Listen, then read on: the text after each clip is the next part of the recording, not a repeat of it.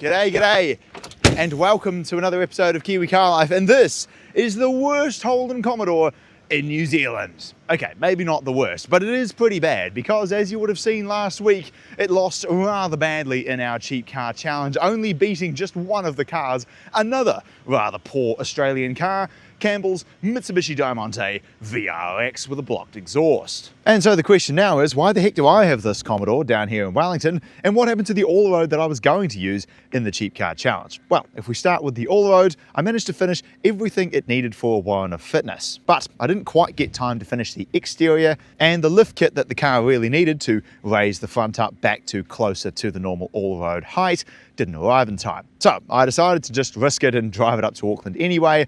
And as expected, because the front was sitting too low, while it made it most of the way to Auckland, it was actually very nice with a great sounding V8 engine, a smooth gearbox and a comfortable ride. Unfortunately, just south of Hamilton, a few massive bumps were the final blow for the front drive shafts, and one of them started making a horrendous racket along the Hamilton Expressway. So rather than trying to fix a car that's 8 hours away from me up the country, I decided to just flick it on to some guy from Rotorua. As for Alex's Harlequin Commodore, the reason why I've got this car now is because last weekend I drove Will's new Cayenne Turbo S up to him with the hope that I could find something up there to drive back to Wellington and restore down here. But despite scouring Marketplace and going to look at a handful of options like a cheap Porsche Cayenne, an Audi TT and a VR6 swapped Golf wagon, unfortunately there was just nothing up there that weekend that was worth buying. And so the Harlequin Commodore had to do. Now, I must confess, while this is a positively dreadful car by today's standards, I can kind of see, having now driven all the way home from Auckland, why people bought these back in the day. Less than 30 grand, and for that you got a rather poorly built but surprisingly well equipped, very comfortable and spacious cruiser, ideal for Australian and New Zealand motorways. This one was bought for just $1,500 by Alex for the cheap car challenge with over 300,000 Ks on the clock, and has since received a Harlequin paint scheme, an intake that just makes the V6 sound even worse, and a lot of accident damage. And so, seeing as I cannot bear for a car to leave my ownership in worse condition than I got it in, it's time to somewhat restore this Commodore to at least a sellable condition. But first, I think a spot of sideways action, given that's what this car is going to spend the rest of its life doing. Turn it in, a little bit of power. Oh yes, look at that. That is just the easiest task known to man. Despite being open diff, unlike some of the Falcons, the Commodore nonetheless is a fantastic paddy basher. A little bit of handbrake action. Oh yes. Very good. Oh, dearie me. This car is going to have a good life. Going sideways, it goes sideways so easily. Dab a handbrake. Whoa, too much. And we've done a 360. Oh, right, that's enough silliness. Let's get this car restored. First job is to clean all the rubbish out of it, and already we're off to a great start. Score! Got to be at least $30 worth of oil there. And these are going to come in handy to repaint parts of the car. Oh, the airbag wiring. Why are there acorns in here? Pop this trim piece back on again. Built Ford tough. Oh wow, that's a nice glove box that's just cable tied in place. Sick. Now, I was going to get a new radio for this, but Alex informed me that only the dashboard speakers work, and it sounds absolutely dreadful. So, probably not really much point, so I think we just remove this. And I'll make a little blanking plate and just cover that. Okay, does it fit? Yes, it does. And all we need to finish it off, for a bit of a laugh, a Built Ford Tough sticker. Go right in the middle there. The old radiator, take that to the metal recyclers. Get 20 bucks. Right, what the heck am I going to do about all this? There we go. Sick, that worked. Man, that's been in a serious hit. Behold the strength of Kiwi Car Life. Or not. Okay, so I really did try to improve this, but it's just so far gone. But with the bumper back on, it will hopefully look maybe better. There we go.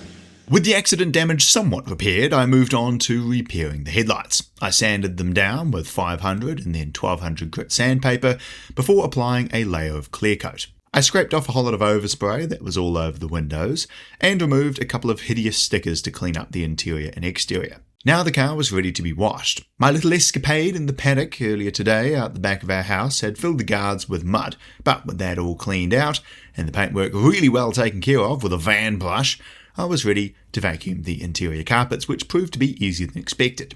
The interior overall was actually in pretty decent condition, considering the abuse this car had clearly had received in its lifetime. The final few jobs were to apply some more paint to the areas that had seen the most damage. Unfortunately, the one colour I needed the most of, yellow, ran out the soonest, but I managed to get some other panels looking a lot better.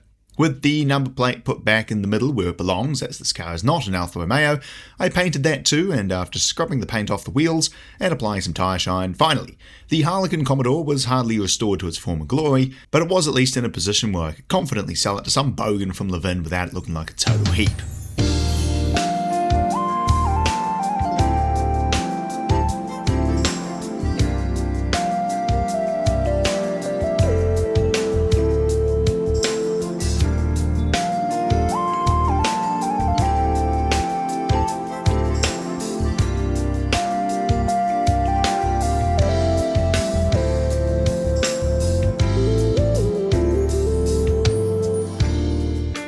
Ladies and gentlemen, the Cheap Car Challenge Odor is complete.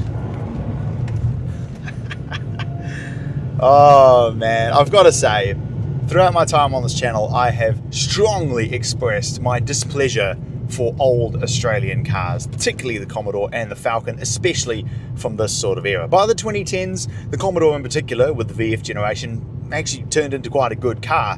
But man, these old VXs, VYs, VZs, BA, Falcons and stuff, especially the ones with the 4-speed auto, are truly dreadful cars by today's standards. But at the same time, you can kind of see why people bought these back in the day. $30,000. Wow, a shockingly bad 4-speed auto. But honestly, okay performance, like in driving it home from Auckland, had to overtake a few cars, and it did it without issue. It's very comfortable. Probably the best part about this car is the interior. It's actually reasonably well made, and it's pretty well equipped too. Got air conditioning, full electric windows and mirrors, cruise control, which was great on the drive home. The exterior styling is certainly nothing to write home about. And while the drive is adequate, the worst part about this car is the American part of it, which is the engine and transmission. The Buick pushrod 3.8 litre V6 with 205 horsepower. By today's standards, not only does it sound terrible, only revs to 5,500 RPM, makes very little power for its displacement. Like, yeah, this could pass as a 2.5 litre engine by my standards. You put your foot down and you're like, oh yeah, it makes some noise and the speedo sort of moves, but not like you'd expect from a nearly 4 litre engine. It's just a pig iron, understrung, lazy, terrible engine and transmission combination, unfortunately, which is without a doubt the worst feature of the car. But